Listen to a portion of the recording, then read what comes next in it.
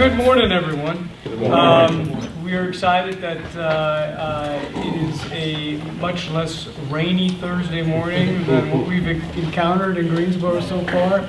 It's nice to see the sunlight shining through the windows. So with that, we have some sunny news as well.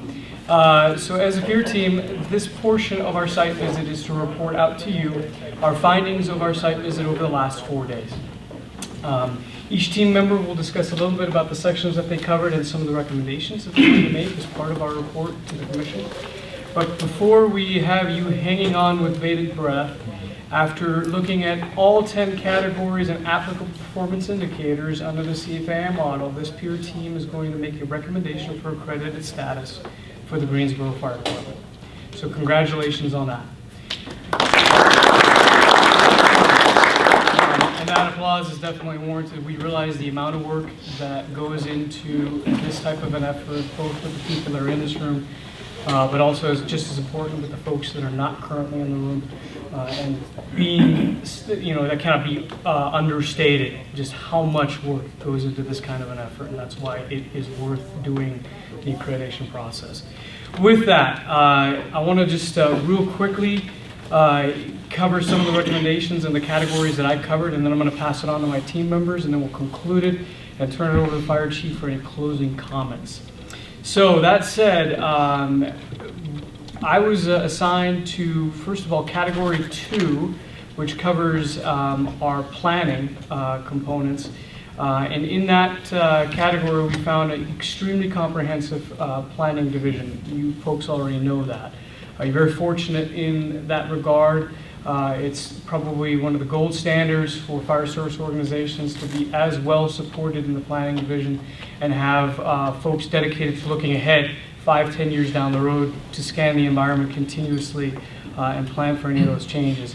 In that component, we're making one recommendation. That recommendation is going to be that the agency work with your 911 center to look for opportunities to further improve call processing times. You've done some amazing work already, and our recommendation is to stay on that same path and continue to move down that path to drive call processing times down even further.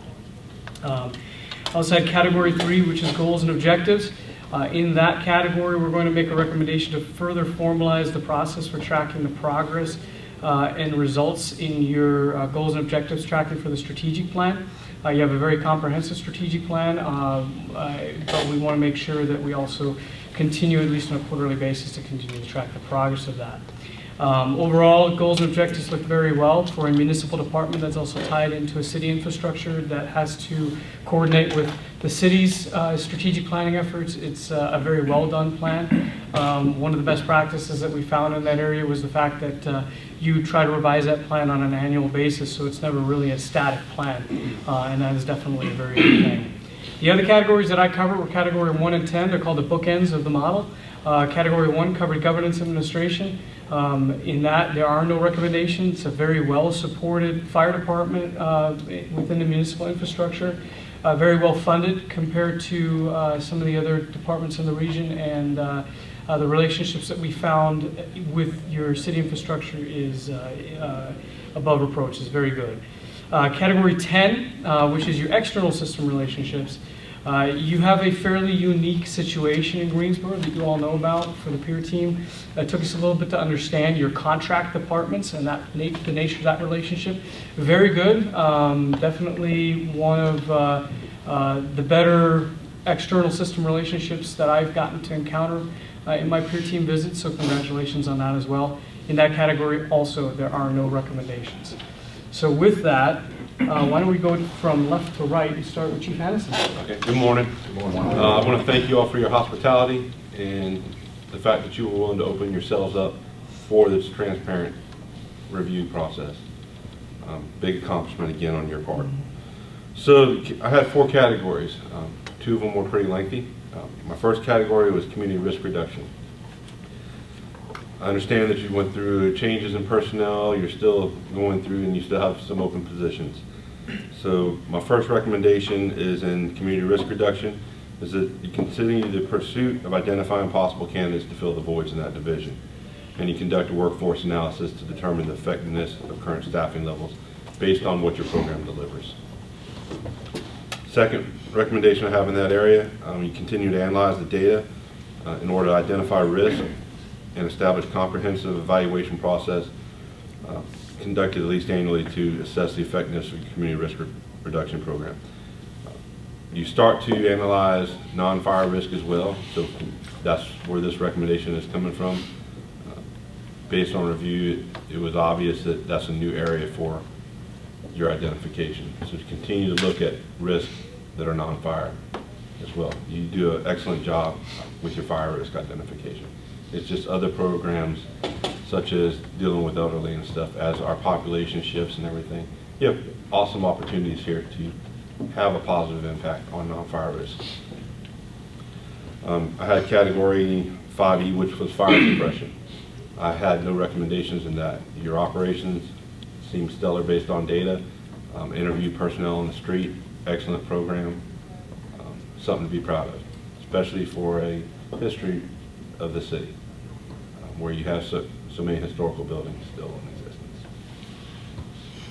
All right, and then probably the longest category out of all is human resources. This category looks at all aspects of human resources, from your HR policies to your health and wellness, your fitness, pay and compensation. There's a myriad of things. So my first strategic recommendation in human resources is, one of the things I found, you have a process for evaluating your probationary firefighters, but there is no formal documented process for evaluating newly promoted members to the department. As members are promoted, they need to have some sort of evaluation tool during the probationary process. So my recommendation is the agency develop, document, and implement a formal evaluation process for newly promoted members during their probationary process to ensure proper KSAs needed to fulfill the role are met. The next one involves your HR policies. It's a strategic recommendation, but it also ties in with a specific area, a non-core performance indicator, 7A1. So the strategic one is 7C1, but it also applies to 7A1. And it's recommended the agency head engage the HR department head along with other city leaders to create a system that tracks and documents the review of policies and the fact that they're still current and effective for the organization and the agency. It was found that although they document when policies are revised, they don't track and document when they're reviewed. So when you review a policy, it's important to document a date and the fact that it's still current and valid, which we understand that's going to be a conversation between the fire chief and the agency head, and it may take a while, but that's where that recommendation. And then I had 3 specific recommendations also for that category. 7F1, recommend the agency develop a plan to ensure all company officers and acting company officers receive training that certifies them as incident safety officers. Through conversation with the training division under category 8 and line officers in the street, and the fact that they have to perform the incident safety officer role when they assume command until they're relieved by a chief officer, found that area to be lacking as far as training. So it's important that they understand the full role of an incident safety officer, whether it be training delivered that meets the state standard of North Carolina. 7F6, agency develop a non-punitive policy that encourages personnel to report near misses occurring while on duty to the near miss reporting system. Your agency, through training, they use the near miss for training and to assist them and review for best practices at work. So it's also important that you report the near misses to share the information, not only internally in your department, but externally to make the fire service better. And my next specific was the agency develop a formal appraisal system to identify trends in the health of firefighting personnel to gauge the effectiveness of the program, which will identify health risk in order to improve the quality of life for personnel. You have the ability, and you receive multiple reports on the health and wellness of your firefighters. Where your system seems to be falling behind is the fact that they don't take all that data in an annual report and do a comparative analysis. So you can manage it if you have a large increase in hypertension or obesity among your members or diabetes. what interventions are you taking, and then what effect does that have on your agency? Then I had training. I had no strategic recommendations in training. Your training system is well done. The fact that you have the MOU with Guilford College to meet your gaps of your own facility is phenomenal. So you should be proud of that. I understand your buildings at training facility are over 50 years old. So, but at times they work for what you have, and you have the ability to use other facilities. So under category 8, recommend the agency evaluate. One of the things we found is that when you deal with your automatic, mutual, and contract aid companies, your training based on discussions had in the field seems to be once or twice a year. Being the fact that they sometimes make up part of your ERF, and seamless operations is important on the fire ground. So I'm going to recommend that you evaluate the frequency and effectiveness of training with your automatic, contract, and mutual aid departments as it relates to the fulfillment of the agency's mission and goals. So the more you can drill with them, the better your operations are going to be. And my last recommendation in training is you conduct written evaluations for your probationary firefighters through recruit school, but it's found that written evaluations are not conducted for all classes delivered at the fire department. So it's written evaluations be conducted and analyzed for training classes administered to department personnel from internal and external sources.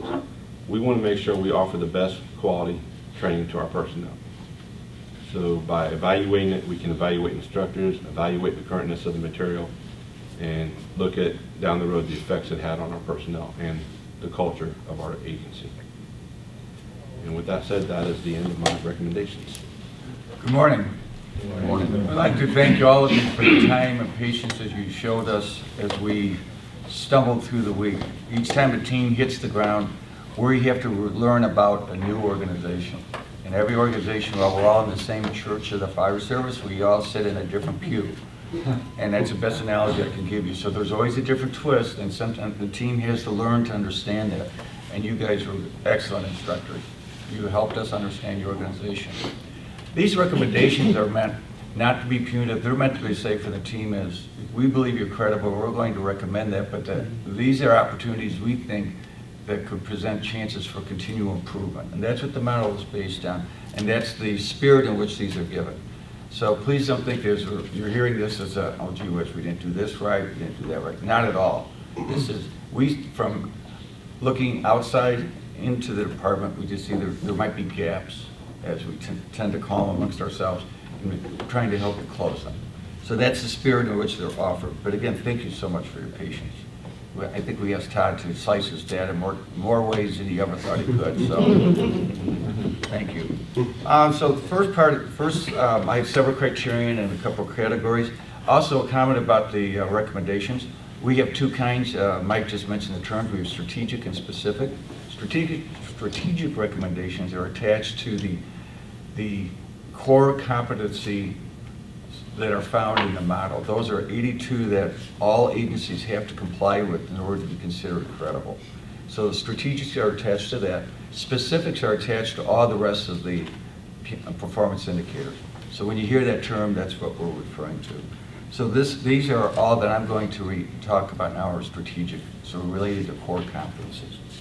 The first one relates to a public education program.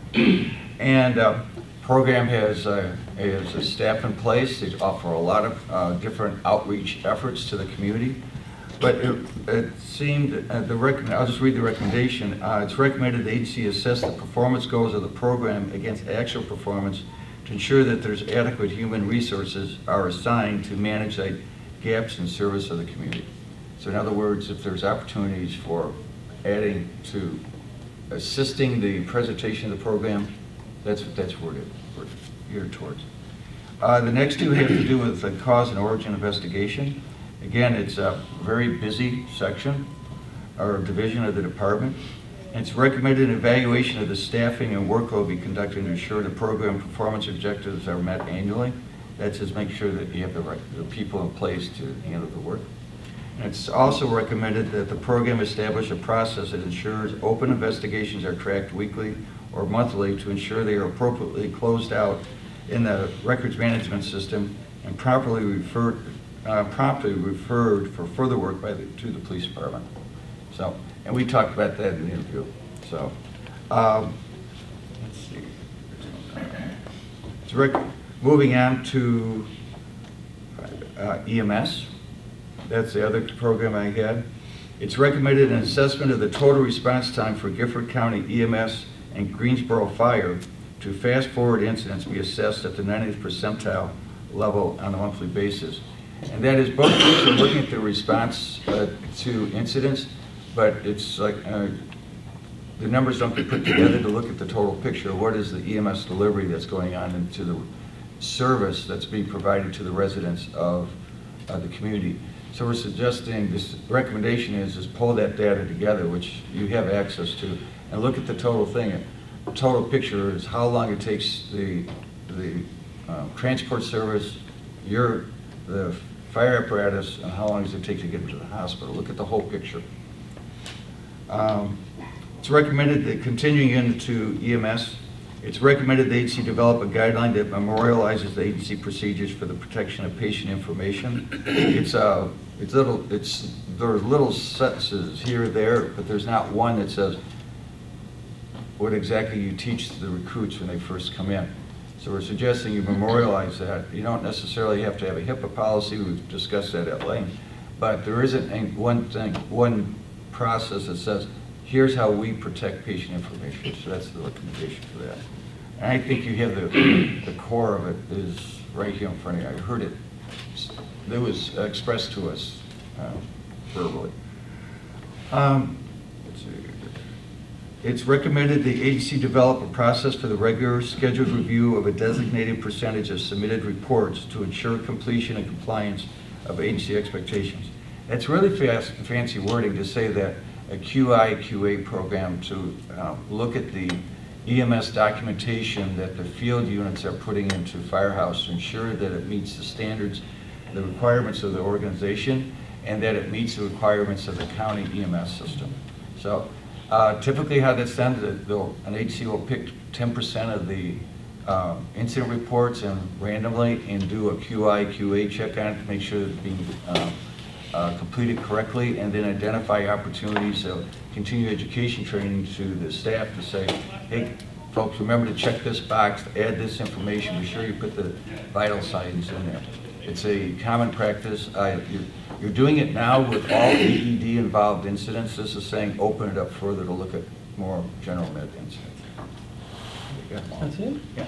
All right, even though there were no recommendations in the categories that Captain Smock had, I want to invite you to get an overview of what you covered.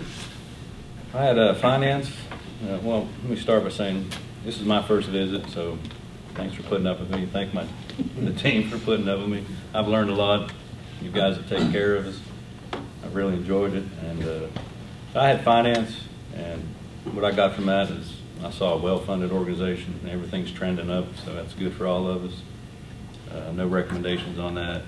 Had a domestic preparedness. I think you really work well with the local EMA. And then I got into the hazmat and tech rescue, and I saw the equipment you guys have. For me, a small department guy, very impressive. Well, I mean, every time we went out to do anything, everybody was training, so that's always good to see. I mean, doing hazmat drills. They were in the pool yesterday, so didn't get to really see any of the guys that much because they're all trained and didn't want to bother them. So. But thank you, and no recommendations from me. So we had a very powerful observer with us this week. If you don't know, to our right is the CEO of CPSC, Preet Bassi, and you always want to give the boss the last word. So the floor is yours, ma'am. Well, first off, thanks so much to the agency for allowing me to observe. I really appreciate it. Definitely learned a lot. And on behalf of the Board and Commission, thanks to the team. I know you put in an inordinate amount of effort, and they do so on a voluntary basis if folks don't know. So we really appreciate that. I'm looking forward to FRI. I'm looking forward to seeing you all before the commission. I have the opportunity now and then to visit with departments and observe, and they become part of my favorite department. So I'll be there rooting you all on. And should the commission vote in your favor, you'll have the distinction of being, I believe, the first consecutively five-time accredited agency. So that's something to be really excited about. And further too, thanks for being willing to be a beta yet again. The work and effort that you've put in is really going to help us refine our process, because CPSC is definitely committed to continuous improvement also. So I really appreciate that. And if there's anything that myself or my team can do, please do let us know. Thanks again. Chief? Did you want to close us out before? I'll say just real quickly, I appreciate everybody's hard work and dedication to the process. You know, it doesn't just come around once every 5 years. The team works on it on an annual basis and continuously working to produce the documents and try to show the improvement that we have. You know, from our team, we appreciate everything that you folks do out there, how hard that you work to make us successful, to make us a department that stands out amongst our peers across the nation. Thanks to the team come in to take a look at us. We appreciate what you do, because we know that you're here to make us better, and that's what we want to be here to do for our citizens in the city of Greensboro. So thank you very much for coming in. We appreciate what you've done, and thanks to everybody here for the hard work. Please go back out to the stations, talk to those folks, explain to them that we really appreciate their hard work as well, because we're here to support them so that they can go out and do the job that they do and do it as well as they do. So thanks to everybody in this room. And Dwayne, if you'd like to, because he was I thought the first day Dwayne was going to pass out. He done good. Pulled us through, and so we'll give him the last word. So thanks, Dwayne. I did want to say publicly on camera in front of our peer assessors, I did want to recognize some people. And I want to recognize the accreditation team, and I hope everybody's here. But Category 2, Chief Tuttle was responsible for that. Chief Tuttle did a great job. Category 2 changed a lot from the 8th to 9th edition, and thank goodness we had Chief Tuttle here. A lot of you have been upstairs and seen all the monitors that we've got with all the data. I dare say there's not a better data analysis anywhere, and he has done a great job, made us shine. Category 3, that was Katie. Katie did a great job with that. She also did a lot of work with our SOC. Did a fantastic job with our SOC. Category 4, Chief Swells was over the budget. Chief Swells also was the accreditation manager during this time. He led us all. A lot of private conversations were had with Chief Swells. He was probably the most experienced person throughout this whole process. So anytime anybody had a question, he always seemed to have the answer. If he didn't have the answer, he would find the answer. So he did a great job. I appreciated Chief Swells. Category 5, that was a big mix of a lot of people. Category 5 had a lot of information in there, and I know that a lot of you had a lot of input in Category 5, but Captain Brownell's not here. Captain Brownell did a lot of work with 5F, with the EMT program. And he had no experience with accreditation before this, so we really asked a lot of Captain Brownell, and I know he's not in here, but I really appreciate it. Chief Henshaw got thrown under the bus as soon as he walked in. We said accreditation team's coming. So he and Captain Robertson did a great job finalizing everything there. Chief Whitworth's not here now, but he did fantastic. We had a lot of information that went through him, and also if he didn't show you his badge, he's the management consultant. I think he showed everybody his badge and said, "I'm the management consultant." We fired him today. So. Yeah. Don't let the cat out of the bag. I want to be the one to fire him. So, Chief Whitworth did a great job. Also in Category 5, Special Ops had a big part in this. Chief Smith did a fantastic job with Category 5 and what he had to do.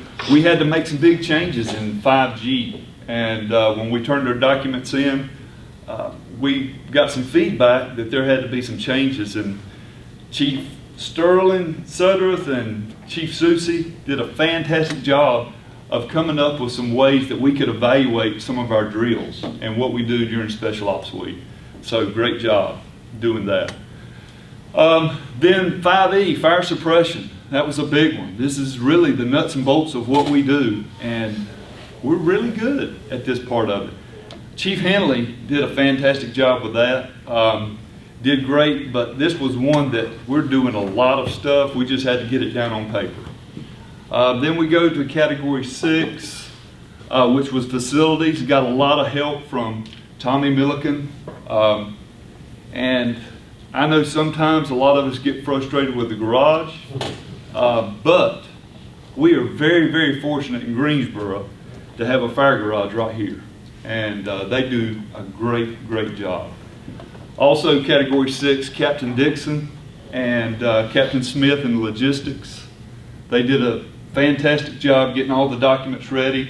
And Chief Johnson, who's, none of them are here today. Chief Johnson and Captain Smith took off, which 5 years from now, we're not going to allow that. Nobody's taking off during this week. In category 7, Miss Penny Pruitt, great job. And we had 3 people on category 7. We had Chief Lentz, Penny Pruitt, and Chief Gerald. All 3 of them had to work closely together because it was so split up.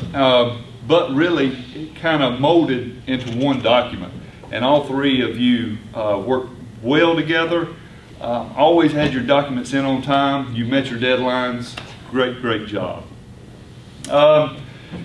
Category 8 was training. Chief Gerald, you did fantastic on that, getting that stuff together for us, getting those exhibits and everything went great. We did, Chief Boggs and myself and you met before we came over before the transfer happened. So we did a lot of that work together. 9 and 10, category 9, Chief Boggs and Chief Smith. You all had a big, big part in that. Chief Boggs with our water supply, Chief Smith with our communications. There was a lot of work in category 9, and both of you did very well. You had to meet a lot with our communications, Guilford Metro 911. Chief Boggs had to meet a lot with our water department. So great, great job. I just wanted to make those, recognize those people, and I know there were a lot more people that each of you met with to make this happen. So, fantastic job. Chief Nugent said that he's going to give everybody a bonus, so you'll see that in your next check. Thank you very much. Thank you. Thanks, Tony. Thank you. That's it. Is that it? Okay, you, Charlotte. Any questions or any comments from the group at all? Chief, I'd like to say, on behalf of the department, we want to recognize that all of you are here on your own time. You're taking time away from your department. You have a heavy schedule like all of us that's only backing up while you're here. You're taking this time to come here and help the industry move forward and help this department move forward. We recognize that you're not being paid for this, and we'd like to say thank you.